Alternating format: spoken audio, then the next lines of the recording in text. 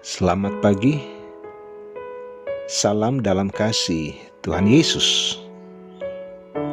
Kembali menyapa dan menjumpai sahabat rehat melalui renungan harian Toraya.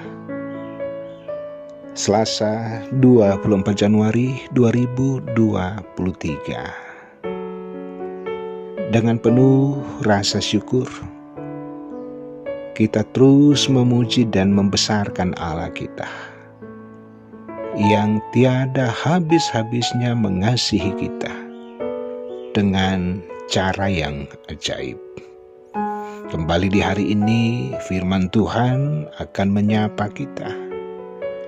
Mari dengan penuh rasa syukur kita senangkan Tuhan dari dalam kehidupan ini. Mari berdoa.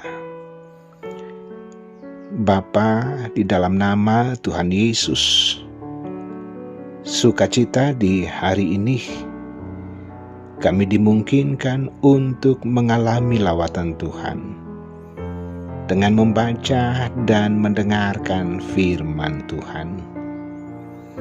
Kuasai kami dengan kuat kuasa Roh Kudus-Mu, dan firman Tuhan boleh mengambil bagian di kehidupan kami, sehingga kehidupan ini juga senantiasa hidup dari teladan-teladan Yesus. Di dalam nama Tuhan Yesus, amin. Galatia 2 ayat 1 sampai 10. Paulus diakui oleh para rasul. Kemudian setelah lewat 14 tahun, aku pergi pula ke Yerusalem dengan Barnabas, dan Titus pun kubawa juga. Aku pergi berdasarkan suatu penyataan, dan kepada mereka kubentangkan Injil yang kuberitakan di antara bangsa-bangsa bukan Yahudi, dalam percakapan tersendiri kepada mereka yang terpandang, supaya jangan dengan percuma aku berusaha atau telah berusaha. Tetapi kendati pun Titus yang bersama-sama dengan aku adalah seorang Yunani, namun ia tidak dipaksa untuk menyunatkan dirinya. Memang ada desakan dari saudara-saudara palsu yang menyusup masuk, yaitu mereka yang menyelundup ke dalam untuk menghadang kebebasan kita yang kita miliki di dalam Kristus Yesus, supaya dengan jalan itu mereka dapat memperhambakan kita. Tetapi sesaat pun kami tidak mau mundur dan tunduk kepada mereka, agar kebenaran Injil dapat tinggal tetap pada kamu. Dan mengenai mereka yang dianggap terpandang itu, bagaimana kedudukan mereka dahulu, itu tidak penting bagiku, sebab Allah tidak memandang muka. Bagaimanapun juga mereka yang terpandang itu tidak memaksakan sesuatu yang lain kepadaku.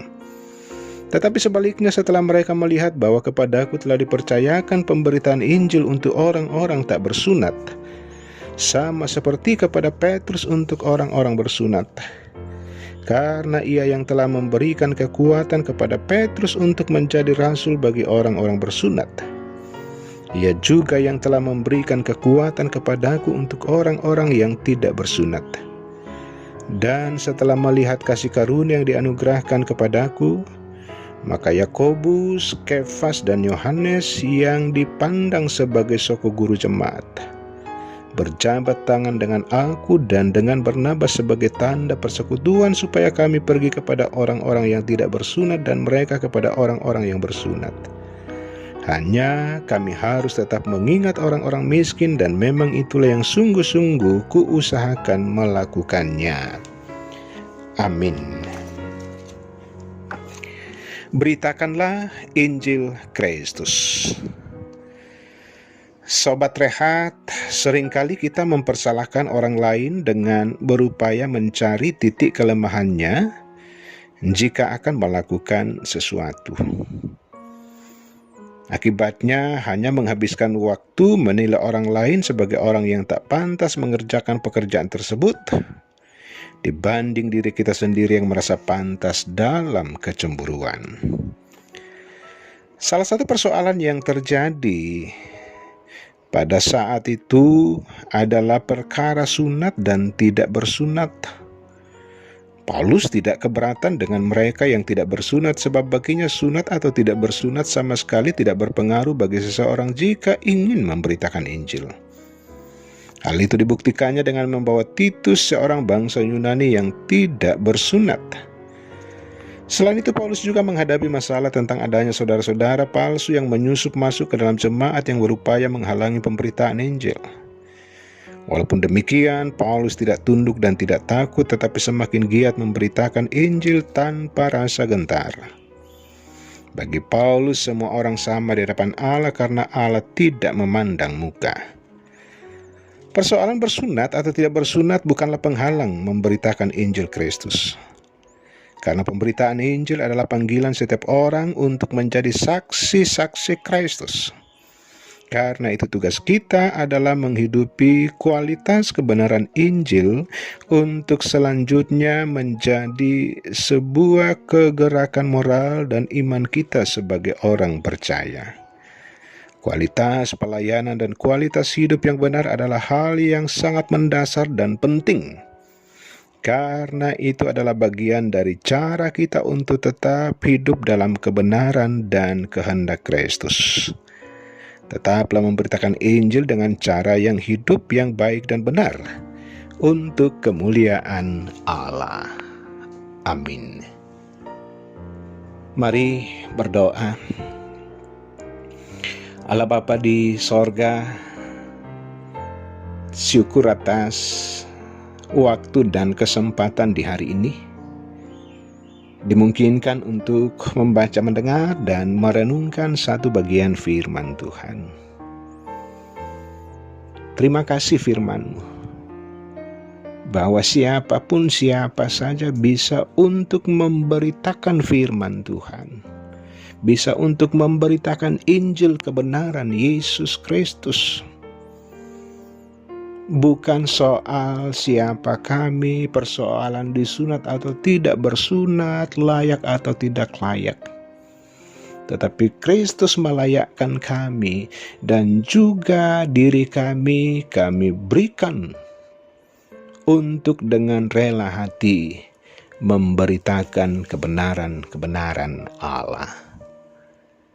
Bapa di sorga, kasih dan kesetiaan Tuhan terus memelihara kami semua. Dengan kondisi dan keberadaan kami di sepanjang hari ini.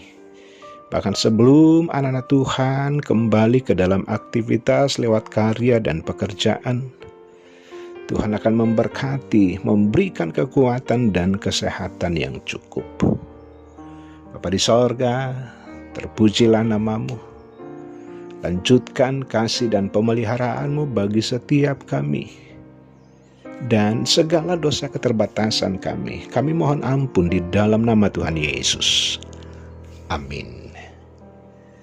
Sobat Rehat, demikian sapaan firman Tuhan. Terpuji nama Tuhan.